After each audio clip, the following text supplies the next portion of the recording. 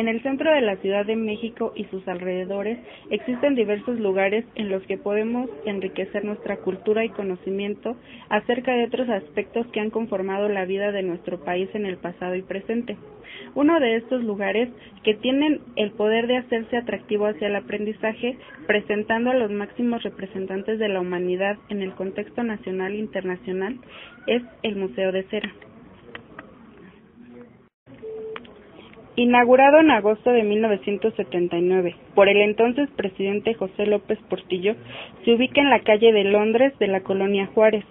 Constituido por más de 15 salas en donde se incluye la historia de México, la política internacional, el terror, el cine y el espectáculo.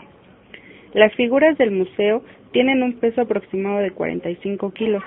Están realizados con fibra de vidrio, mientras que la cabeza y brazos de cera, los ojos de cristal y cabello natural. En la sala de historia podemos apreciar a sus representantes. Tal es el caso de la figura de Miguel Hidalgo y Costilla, sacerdote e insurgente y padre de la patria mexicana que nació en 1753.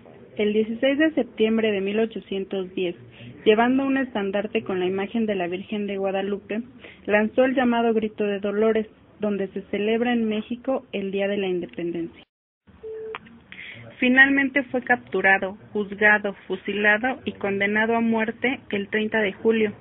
Su cabeza fue exhibida en la Alhóndiga de Granaditas, Guanajuato, fecha en que inició su rebelión. De igual manera, encontramos a Benito Juárez García, hijo de campesinos zapotecas.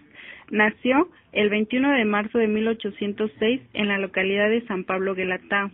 Considerado héroe nacional de México e indiscutible representante del reformismo liberal. En 1833 fue elegido diputado. En 1847 pasó a ser gobernador del estado de Oaxaca y en 1848 resultó reelegido para un periodo de 4 años. Asumió la presidencia provisional de la República el 19 de enero de 1858.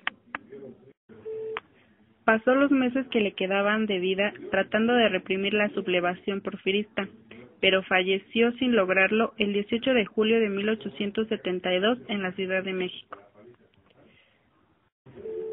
Francisco Villa o Pancho Villa, 1878-1923, líder revolucionario mexicano.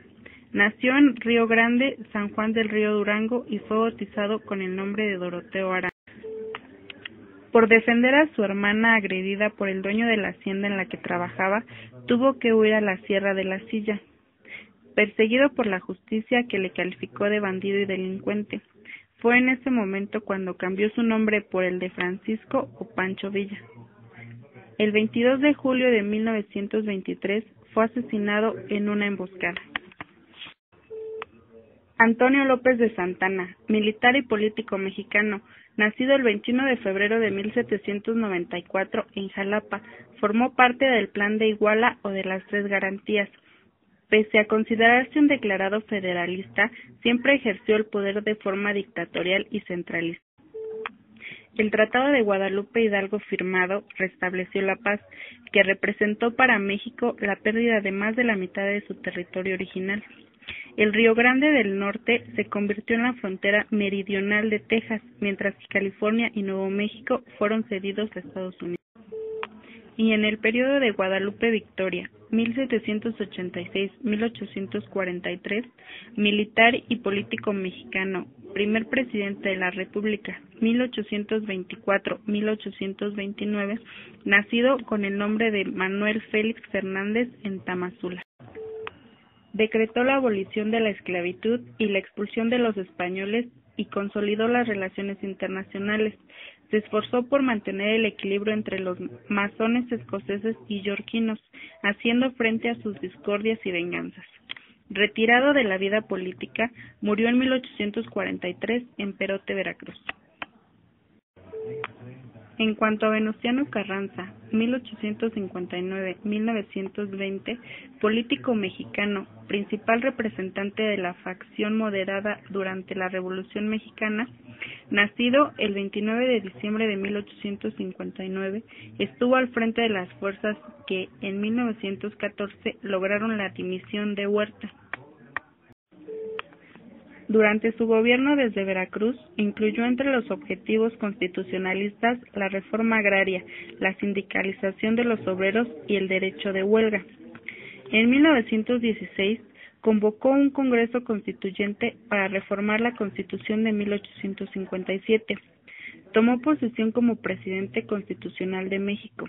Fue asesinado en un rancho de la población de Tlaxcalantango tras sufrir la traición del general Rodolfo.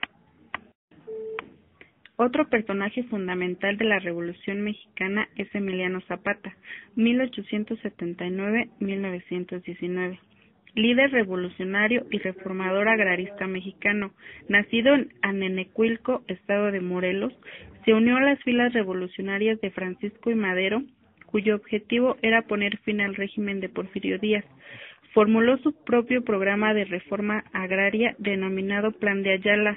Fue considerado por sus enemigos un simple saqueador, mientras que los campesinos y gran parte del pueblo elevaron su figura a la condición de héroe y mito revolucionario. Su vida ha inspirado innumerables leyendas y corridos populares. Para concluir en esta sala, cabe mencionar a Francisco I. Madero, 1873-1913, político mexicano, presidente de la República, autor del programa político que desencadenó el proceso que habría de convertirse en la Revolución Mexicana. Nació el 30 de octubre de 1813 en Parras de la Fuente, Coahuila.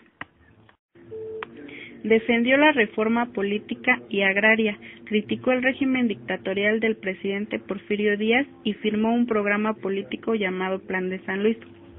Fue asesinado en la Ciudad de México el 22 de febrero de 1913, al igual que Pino Suárez, cuando los dos se hallaban a la espera de ser juzgados.